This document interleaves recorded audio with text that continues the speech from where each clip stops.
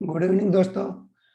यहाँ पर देखिए, मैं आपको जो हम लोग लॉन्ग टर्म बेटिंग के लिए सोच रहे हैं, या फिर मैं ये बोल सकता हूँ कि ये हमारा अगले दिसंबर तक के लिए ये जो कॉल इंडिया है वो हमारे लिए हमने लॉन्ग टर्म इन्वेस्टमेंट किया है। अब ये जरूरी नहीं कि आप हमारा ट्रेड को कॉपी करें, लेकिन ये हमारे लिए हमने लॉन्ग टर्म इसके लिए किया है। एक तो इसका अप ट्रेंड चल रहा है। अभी आप बोलेंगे कहाँ पर अप ट्रेंड है सर, ये तो पूरा डाउन है।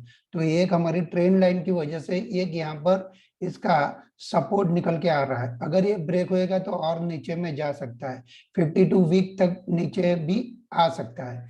तो यहाँ पर देखते हैं यारों दो कि यहाँ पर इनका 52 वीक क्या है। तो 52 वीक लो या फिर 240 दिन की लो की प्राइस अगर हम पकड़ के रखते हैं तो यहाँ पर निकल के आ रही है 123.40। तो हमने यहाँ पर अभी लेना है दो पार्ट में। एक फर्स्ट पार्ट जो लेना है वो हमने लेना है 144 की रेंज में। दूसरा जो सेकंड पार्ट जो हमें लेना है, ठीक है, तो ये जो सेकंड पार्ट हमें लेना है वो है, अगर 124 52 वीक ब्रेक होता है, 52 वीक लो, तो 52 वीक लो अगर ब्रेक होता है, तो वहां पर हम लेंगे, इसको नया बाय करेंगे। अदरवाइज हम लोग इसको एक ही पार्ट में लेते हैं अभी, और ये लो ब्रेक होने पे दूसरा बाय करेंगे। तो यहाँ पर हमारा इन्वेस्टमेंट रहेगा, हम लोग ये इसमें डालना चाहते हैं 1 लाख रुपया, लेकिन फिलहाल के लिए हम लोग डालेंगे इसमें 50,000 रुपया, और 50,000 रुपया बाद में डालेंगे। अभी निकल के आती है बात कि हम स्टॉप लॉस कौन सा लगाएंगे। तो स्टॉप लॉस के लिए कैसा है ना कि हम जो ये स्टॉप लॉस लेंगे वो स्टॉप लॉस रहेगा आपका 110 का। स्टॉप लॉस जो रहेगा वो आपका रहेगा 110 रुपए का, या फिर उसके भी नीचे 100 रुपीज का। क्यों ऐसा मैं बोल रहा हूँ कि उसके भी नीचे 100 रुपीज का या फिर 110 का, ये इसके लिए बोल रहा हूँ कि आपने यहाँ पर देखा इसको कि ये नीचे में 110 तक गया था 15 अक्टूबर 2020। उससे पहले आप देखेंगे तो आपका यहाँ कोविड था, कोविड में भी वो 110 नहीं गया था। उसके बाद कोविड के बाद सारी कंपनियां ऊपर जा रही थी, तब ये भाई साहब नीचे जा रहे। तो इसका जो लो है वो लो है 109 का, सॉरी, हाँ 109 का। तो हमारे लिए जो स्टॉप लॉस निकल के आ रहा है वो इसके नीचे का आ रहा है, ठीक है। लेकिन हम स्टॉप लॉस 100 रुपीज का रखेंगे, क्योंकि अगर बाई चांस ये यहाँ से ब्रेक होके आता है, ठीक है, अभी आप देखेंगे कि अगर इसके नीचे जाएगा तो ये, अभी इसको लेने का वजह क्या, 9 रुपीज डिविडेंड 144 रुपीज का प्राइस पे आप देख सकते हैं कि आपको बैंक ब्याज से ज्यादा निकल के आ रहा है। तो डिविडेंड यील्ड अच्छा है। दूसरी बात कि ये ऑलरेडी तेजी में यहाँ पर आपका 200 रुपए का प्राइस कर चुका है। आप देख रहे हैं यहाँ पर 52 हाई जो है वो 203.80 का है। तो यहाँ पर हम निवेश करेंगे दो पार्ट में। फर्स्ट पार्ट यहाँ पर लेंगे, दूसरा पार्ट यहाँ पर लेंगे हम, अगर मिला तो कहीं पर, और हमारा स्टॉप लॉस रहेगा 100 रुपए का, ठीक है। तो ये हमारा फर्स्ट पिक है। ये बजट की तौर हिसाब से भी आप देख सकते हैं बजट में इनको कुछ फायदा होएगा या नहीं होएगा। हमें हमारा डिविडेंड और ग्रोथ रेट को देख के इसका आरओई हो सकता है कम हो, इसका सीएजीआर भी कम रहेगा, क्योंकि ये जो कंपनी रहती है, ऐसी कंपनियां माइनिंग वगैरह वाली, उनका सीएजीआर ऑलवेज कम रहता है। तो हम हो सकते हैं कि यहाँ पर आरओई और सीएजीआर की अगर बात करें तो वो कम ही रह सकते हैं।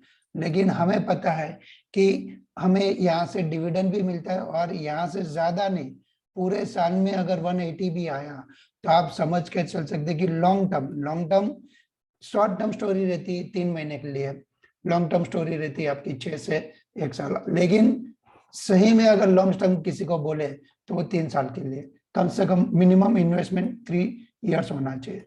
तो आने वाले 3 साल में अगर इसी हिसाब से अगर कंपनी चली ना, तब भी आपको 20 से 30% का रिटर्न यहाँ से दिख सकता है।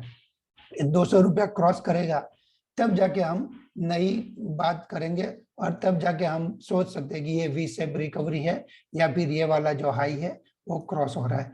तो ये नंबर आज का तारीख में हमारा जो पहला पीक है लॉन्ग टर्म के लिए, साल 2 साल 3 5 साल के लिए, तो ये हमारा है कॉल इंडिया। तो कॉल इंडिया को हमें आज पहले स्क्रिप्ट ली है लॉन्ग टर्म फंडामेंटल के लिए।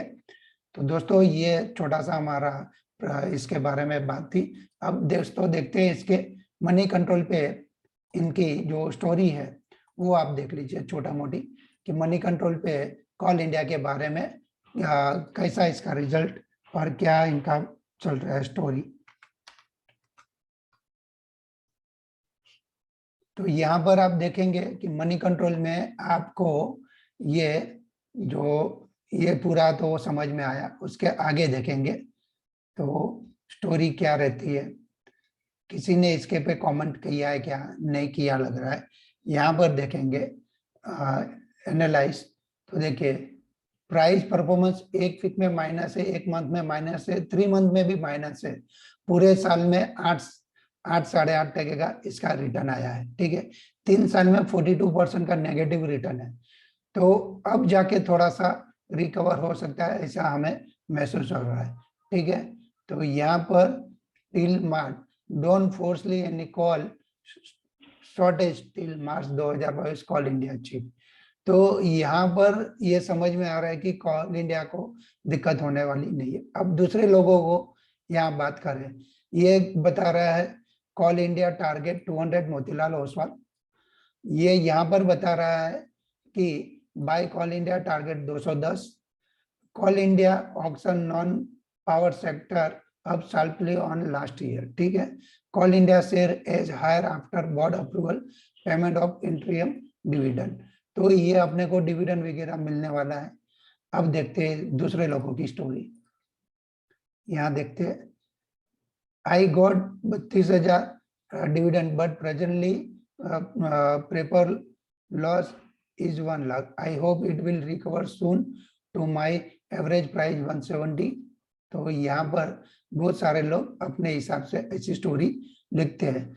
क्यों लिखते हैं? क्योंकि सबको पता है कि ये जो डिविडेंड देने वाले कहीं अपना कैपिटल लेके ना जाए। तो यहाँ पर देखिए 83% लोग इसको बाय बोल रहे हैं, होल्ड वाले और सेल वाले। तो ज्यादातर लोग क्या बोलते हैं, बाय करो। तो सेल वाले तो बहुत कम लोग हैं, वो हो सकता है टेक्निकली या मार्केट का सेंटीमेंट देख के उनको थोड़ा सा खराब लगता रहेगा। तो आप इसमें बाय कर सकते हैं। यहाँ पर भी आप देख सकते हैं एडलवाइज बाय में है, ऐसे डायरेक्ट कॉम होल्ड वाला है और शेर खान भी बाय में है। तो ज्यादातर लोग इसको बाय का रेटिंग दे रहे हैं, साथ में टारगेट प्राइस भी अच्छे से देख रहे हैं। अब देखते हैं थोड़ी बहुत उनकी आगे की कहानी। तो बोनस वगैरह कभी भाई साहब ने बोनस दिया नहीं, स्प्लिट कभी किया नहीं है, राइट। और डिविडेंड की बात करें, डिविडेंड इनका अच्छा आते रहता है। और board meeting, interim dividend quarterly announcement, कुछ अनाउंसमेंट हुआ है क्या, 6 दिसंबर को वो कुछ छोटा मोटा उनका अनाउंसमेंट हुआ था। ठीक है, अब देखते हैं आगे की स्टोरी, फाइनेंशियल रिजल्ट। अब यहाँ पर आपको देखने को मिलेगा कि इनका फाइनेंशियल स्ट्रक्चर क्या है वगैरह। तो आप बैलेंस शीट पे देख सकते हैं। बैलेंस शीट पे आप देखेंगे तो आपको पता चलेगा कि इनका स्ट्रक्चर क्या है 12 महीना 2021 मार्च तक का।